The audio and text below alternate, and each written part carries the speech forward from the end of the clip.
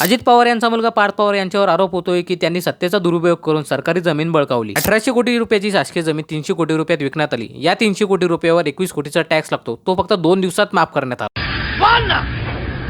आणि या जमिनीची स्टॅम्प ड्युटी फक्त 500 रुपयामध्ये करण्यात आली। खरं तर शासकीय जमिनीची खरेदी विक्री होत नसते। पुण्यामधील कोरेगाव पार्कमधील या शासकीय जमिनीची किंमत 1804 कोटी रुपये आहे। अमेडिया या कंपनीने ही जमीन 300 कोटी रुपयामध्ये खरेदी केली। आता ही जी अमेडिया कंपनी आहे तिचं व्हॅल्युएशन फक्त 1 लाख रुपये आहे। प्रश्न असा आहे की 1 लाख व्हॅल्युएशन असलेल्या कंपनीला 300 कोटी रुपयाची जमीन मिळतेच कशी?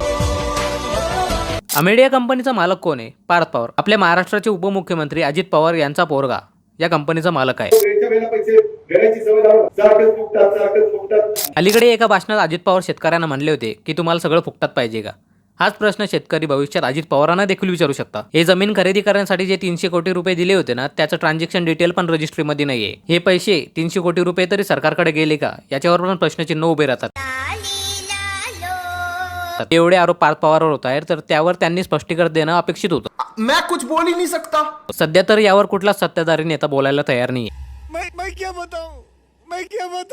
पण तुम्ही लक्षात घ्या, शेतकऱ्याचं कर्ज माफ करण्यासाठी यांनी मागितले 6 महिने आणि उपमुख्यमंत्र्यांच्या पोराच्या कंपनीचं टॅक्स माफ झालं फक्त 2 दिवसात। क्या बात है सर, क्या बात है सर, क्या बात, ये बात है। तुम्हाला काय वाटतं, हे फक्त आरोप आहे की सत्य काही वेगळं आहे? खरंच पार्थ पवारांनी सत्तेचा गैरवापर करून आणि सिस्टीमची लूप सोल मधून या शासकीय जमिनीची खरेदी केली आहे का? आणि ही अमेडिया कंपनी खरंच अस्तित्वात आहे का?